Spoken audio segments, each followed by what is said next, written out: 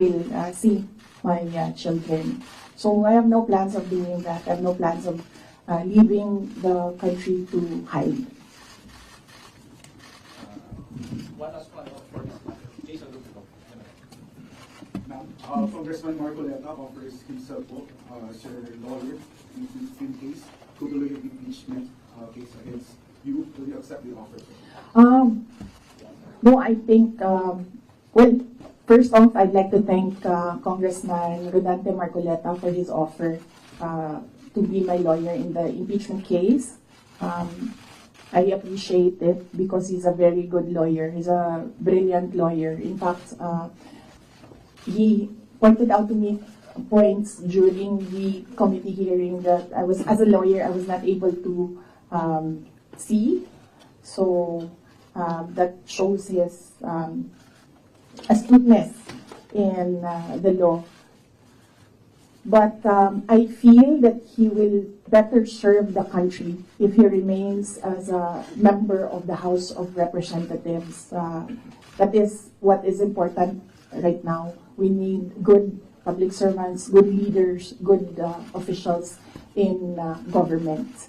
And I assure everyone that we already have lawyers helping us.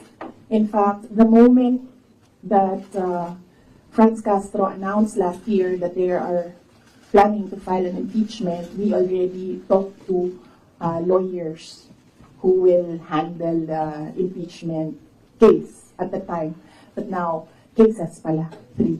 So we just need more lawyers. And we already discussed this with the first team that we hired as lawyers. Another follow-up. Please proceed.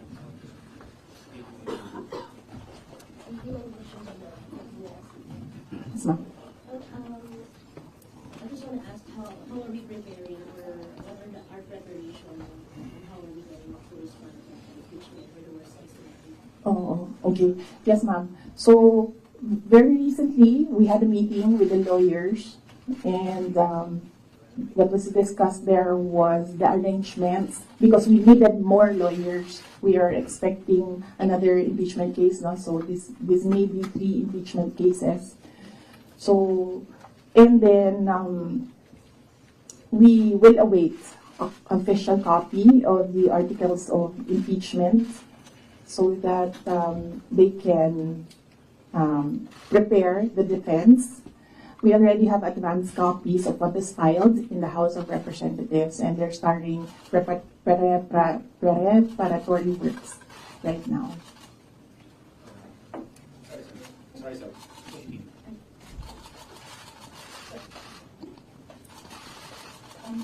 Most of your allies have changed positions or changed their sides. How do you feel right now? And if, for example, the impeachment comes through, are you confident with the numbers both in Congress and the Senate? No, we're not confident with numbers, ma'am, because impeachment is a legal process and a political activity. So we are confident with the legal aspect of the impeachment because all the lawyers that I asked to review the initial drafts of the impeachment complaint really said that this is not, well, I would say it's not an impeachable offense, and this is not an actionable offense, things like that, lawyer talk. But with regard to politics, that is a different matter altogether. So we do not know what will happen with that. Well, that's politics. They always say that there are no permanent friends and enemies in politics. So it really depends on the person, on the politician, what path he will choose. Yes, we have an inventory of possible cases to be filed because right now it's only the 2 impeachment cases that are filed with the House of Representatives. All the other cases, we have a list, we have an inventory, and we have lawyers assigned for each case. Usually cases that are similar, we assign it to one lawyer. And then other cases, we assigned it to other lawyers so that we ensure that all the cases have lawyers focused on each case. Hindi pa kami nagkausap ni dating Pangulong Rodrigo Duterte. I expect na magkikita kami as usual sa December 24 sa bahay ng mother ko. Likely, baka doon namin mapag-usapan yan kung man mapag-usapan namin dahil madalas kasi kapag nagkasama-sama yung pamilya, lalo na pag nandyan yung mga apo, ay yung mga apo yung pinag-uusapan ng pamilya. Nagsabi si Pangulong Duterte na magpapadala siya ng pera para sa pambayad daw ng mga abogado kasi alam niya na napakaraming mga abogado ngayon ang kinuha para sa iba't ibang mga kaso. Pero nagsabi na rin ako through my brother, kasi yung kuya ko yung sinabihan niya, nagsabi ako na wag na lang siya magpadala ng pera dahil nakapaghanda naman na kami para sa impeachment case. Kasi sinabi niya impeachment case. So sabi ko, nakapaghanda kami sa impeachment case. Kasi nga, last year, nag-announce na si Franz Castro ng impeachment. So the moment na sinabi yon, and the moment na nakita namin na tuloy-tuloy yung attacks against me, ay naghanda na rin kami para sa mga abogado. I'm not being evasive. If you are referring to the budget hearing, and the hearings in the House of Representatives, I'm not being evasive. I am not answering the questions because they have no authority to ask confidential questions. I am answering questions about the use of the money in the Commission on Audit, and there is no, you ask the Commission on Audit if there was anything at all that they can say or see that we are not cooperative with the audit. So it is wrong to say that I am evasive. I am definitely not answering questions about the use of the fund, about confidential funds, because it pertains to national security and the lives of the people involved in intelligence operations.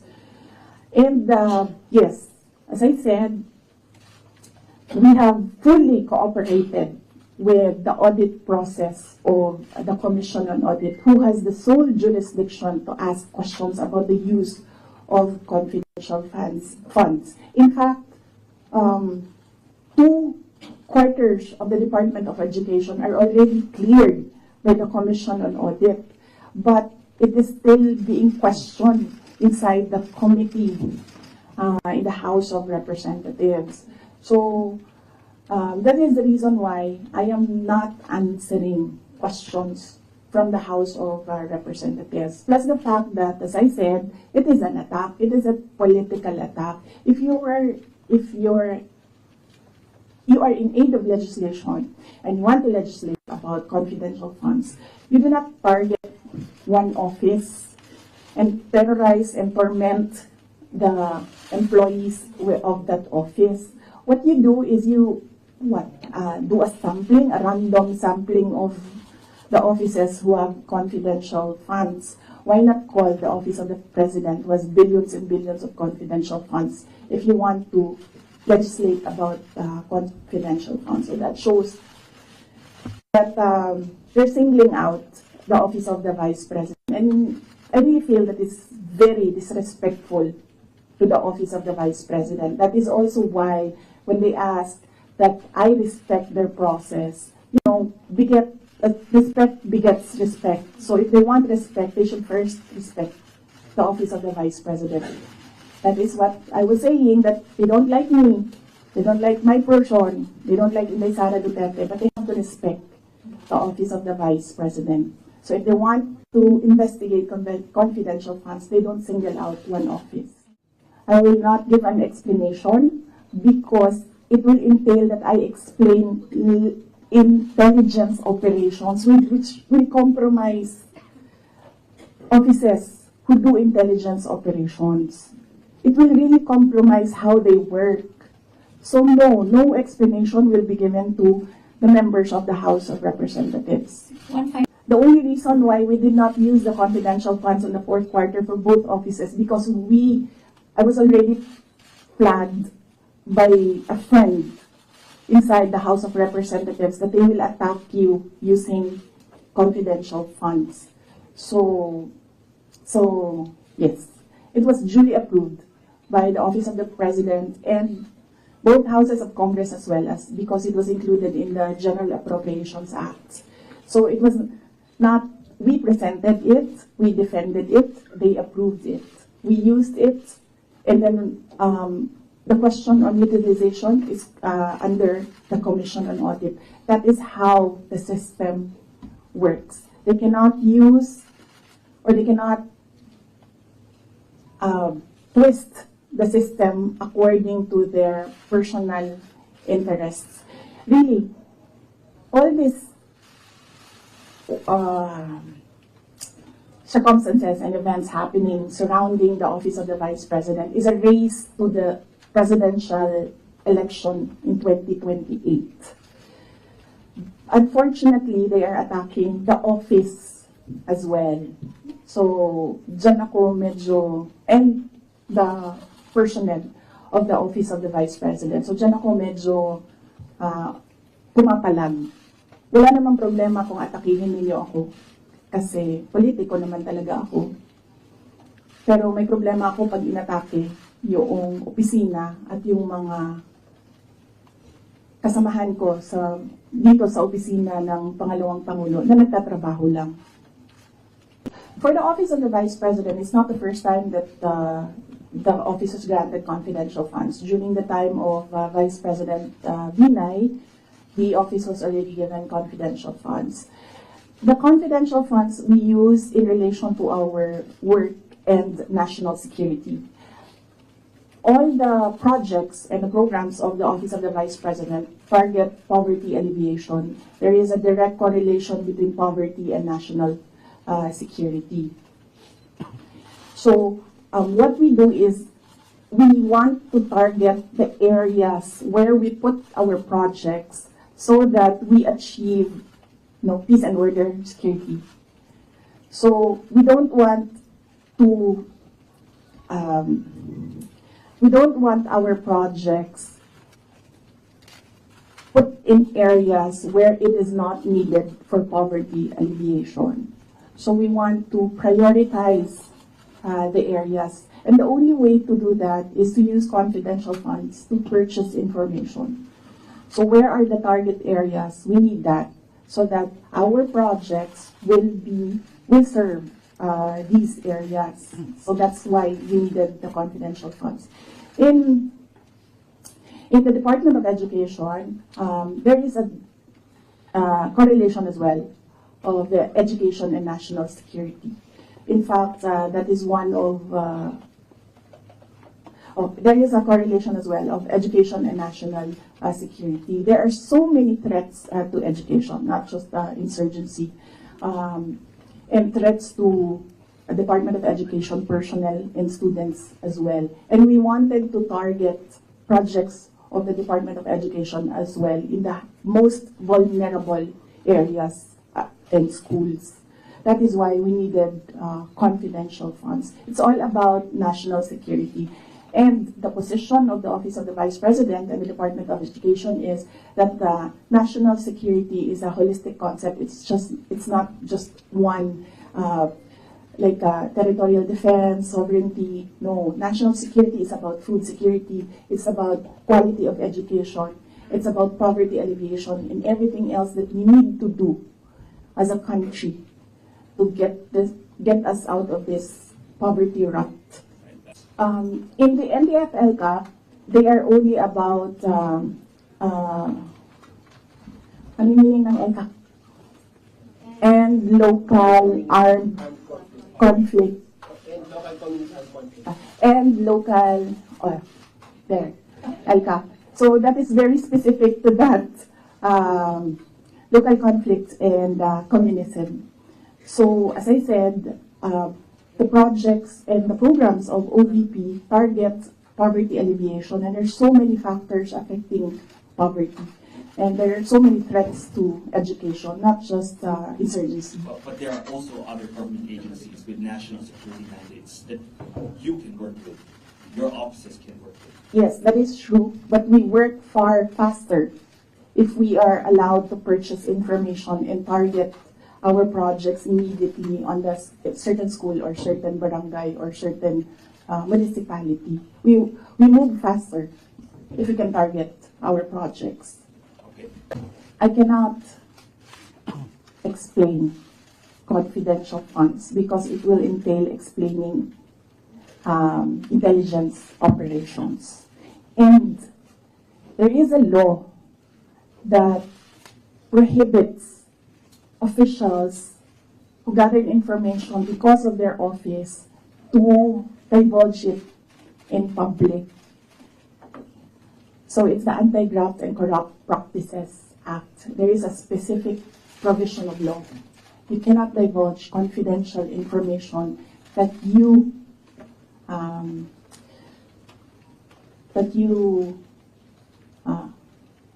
received while in office.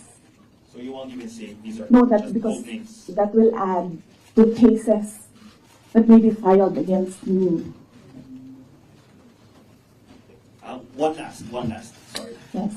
Why the choice of a letter submitted to the NBI instead of an affidavit? Wait, hold on. I can answer. I can give you a very short answer with regard to ARs. I had nothing to do with the preparation of ARs. It went down to the grassroots level. So I had nothing to do with preparations of ARs. I was up here in the structure and money went down for information. So you have no knowledge why all these names were used in the acknowledgement receipts? In the first place, we do not even know if these are ARs which came from DepEd or OVP to COA, because there's a chain of evidence supposedly.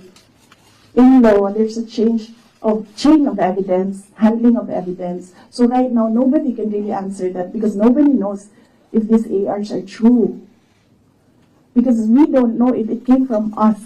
That's what they're saying. That's what they're alleging. Yes, that's what they're ARs saying. Came from the OVP, submitted to COA. Yes, but there is a legal process in the custody of evidence. So right now, we really cannot say if the ARs came from us because the ARs that are with us has not been checked with the ARs that are with them.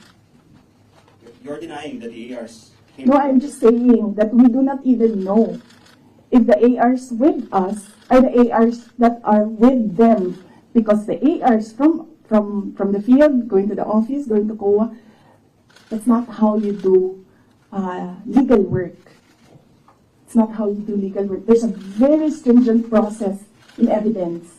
That is why even if there is no law prohibiting a person from divulging confidential information, person cannot answer that because we do not know if that paper that they're holding was a paper that came from the OVP and DepEd. Because there was no marking of exhibits. That was what I was telling Congressman Chua. You cannot ask the OVP personnel to say yes or no to an exhibit that was not marked as real and true, as correct, and as a faithful reproduction of the evidence of the office. So would your offices then be willing to certify?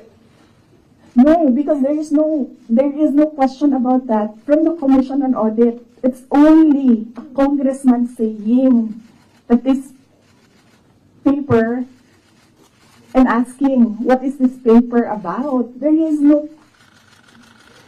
no case. And that is to ask that about the paper is the sole jurisdiction of the Commission on Audit. So then if the Commission on Audit asks, That is what I was saying. We have been fully cooperative with the Commission on Audit. Everything that they asked for, we submitted. That is why there was a partial disallowance only. And even then, we are not yet finished with the process because we can still submit documents that are required by the Commission on Audit. That is the problem right now, as I said. They are doing work that they are not that is not under the mandate of the House of Representatives. They cannot audit. They cannot question at all. They cannot make me answer and say that we represent the taxpayers and you have to answer. No, I will only answer to the Commission on Audit because that is the body who can ask us questions about the fund use. Next question. Back to Miko Iglesia.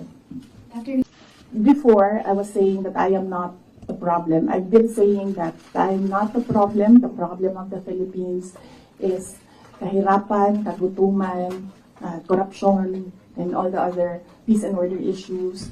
But it is clear right now that they consider me as the problem already. So I will not help them solve the problem.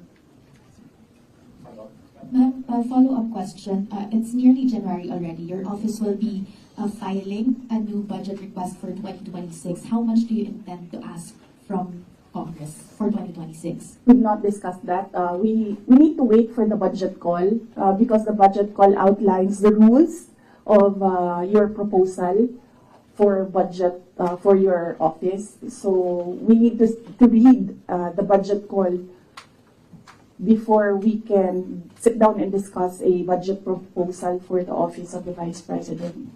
Ma'am, but top of mind, are you still considering to hike the 733 million, or will you be happy operating on the same expenses in 2026? I cannot answer that because there are rules. They usually put conditions in the budget call, and we really need to read the budget call to draft a proposed budget. That's two questions. Well, just to follow up on the budget, in the previous interviews, you said that you cannot give a definite answer on what will happen with regards to your satellite offices, given that the budget was not final at that time. But given that the VICA already decided not to reinstate your original proposal of 2 billion, what will happen to your satellite offices? There are around, I think, 10 satellite offices across the country. Yes. Well, we have to see if we can continue with the projects that they are implementing.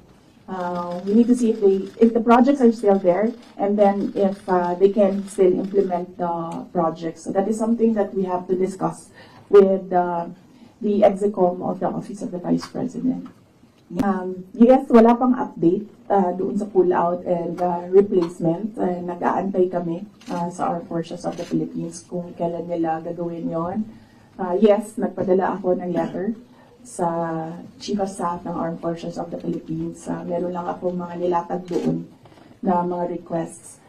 Pinakauna doon is hindi na kami tatanggap, hindi na ako tatanggap ng replacements. So kung magtanggal sila, hindi na nila i-replace. Iwan na lang nila kung ano yung maiwan. And kung wala mang maiwan, dahil tatanggalin nila lahat, I already said that I will seek security arrangements outside of the Armed Forces of the Philippines already. Yes, we have documents, sir. We have screen caps, we have photos, we have police blotters, we have everything on file. But I never talked about it before because I felt na it was part of my job as Vice President. You get that? Diba? So, and it does not affect my work. So, all the more that it was inconsequential for me at the time. But right now, seeing that they are picking out words that I said and making a case out of it and saying that these are threats. So I think they should start with, where is this coming from? That is the question that they should ask themselves. But I don't think they'll ever ask that of themselves. So we'll just move on to the cases and the impeachment and whatever will come in the new year. Maybe you mentioned that you regret saying you are making such threat to the President and the First Lady and the Speaker? No, ma'am. Buti na yung alam nila, ma'am, na pag namatay ako, hindi talaga ako, I will not die in vain. I've not seen the recent surveys, but yes, that is what they are trying to do, turn public opinion, and that is the strategy.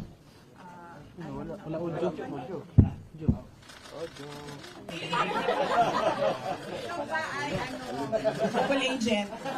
Wala audio. Wala, nasa ibang speaker. Nasa kabilang speaker. Yes, yes. Yes. Love. Ilipat po ang audio. Speaker. Nasa kabilang speaker yung audio. Nasa ibang speaker. Nasa kabilang speaker.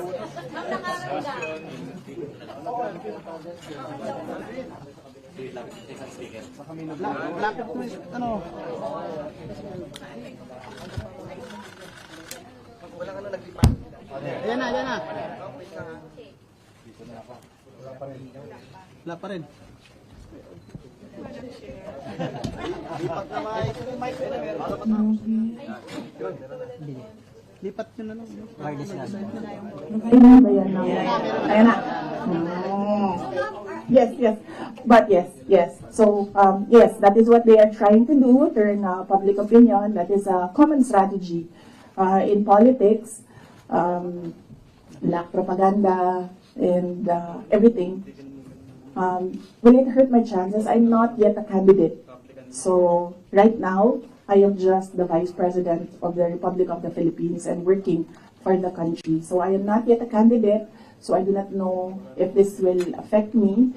Maybe my decision in 2026 will consider what is happening right now, but I cannot really say with finality what will be the considerations for me to decide to run for president. As I said, just give me the last quarter of 2026. I think that is the best time for any presidential candidate to decide to run. Yes, oo, yan naman ang sinasabi ko eh. It's all, these are all political attacks. From the attack from the left on the confidential funds, the meeting with the Speaker of the House of Representatives, and the attack on the budget, and the other attacks that we see in social media. So these are all directed to remove me from the race, yes, and then of course remove me from office. Ay, that needs a sit down. Ay, naku.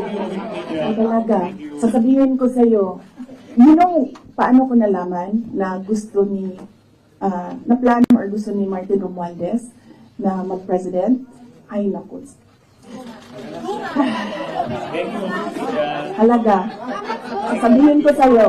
And it is personal knowledge. Kasi narinig ko talaga. I was there.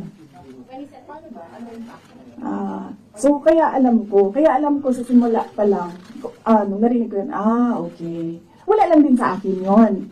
Kasi lahat naman pwedeng tumakbong presidente. Diba? Ang hindi ko lang in-expect, yung gagamitin mo yung buong gobyerno para sirain yung isang tao. Yan din.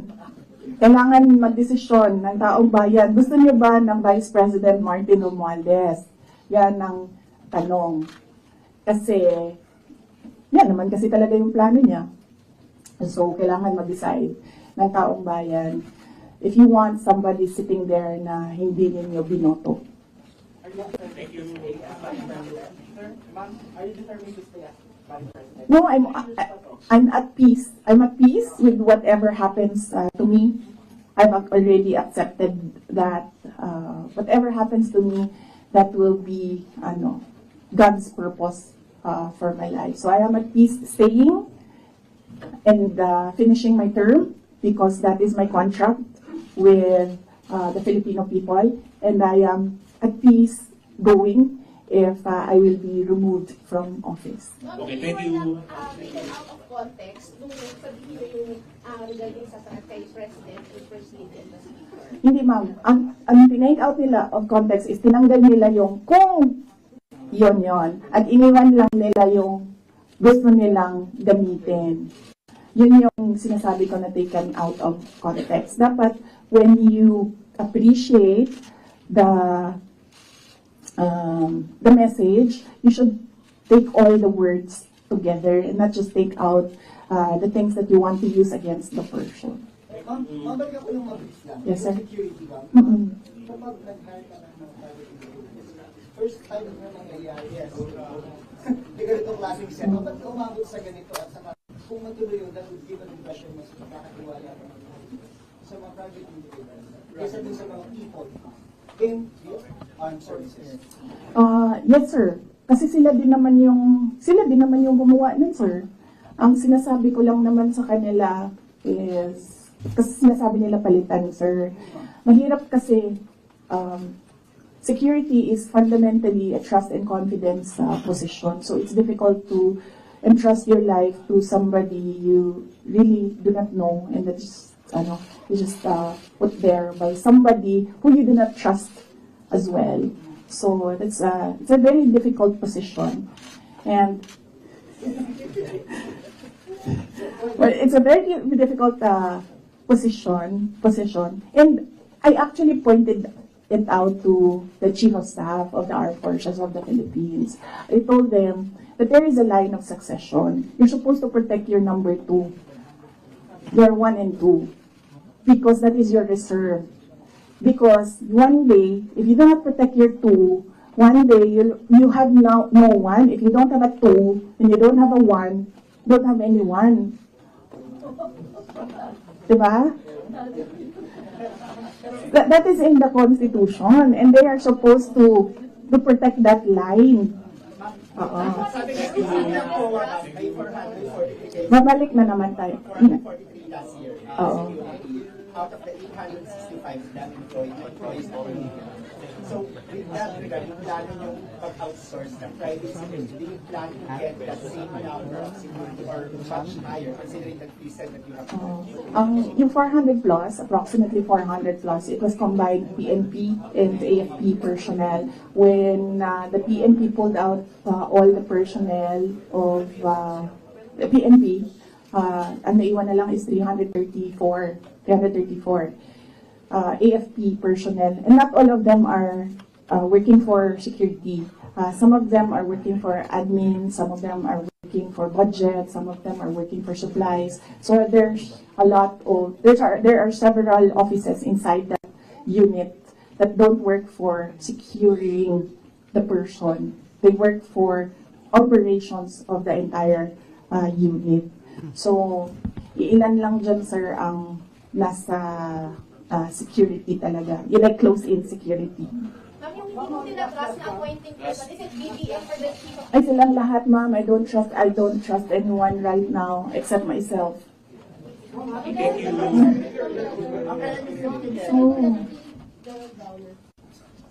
hindi ko na maalala. Ito lang na nakaraan. I think this week siguro or last week. I don't trust my memory on that, pero very recently. Yes. Thank you. walang tatayo, ha? Sana naman next year na tayo magkita-kita ulit, ha? Sana naman, sa January na, please. Ha? Kuyang. Yes, oo. Manong.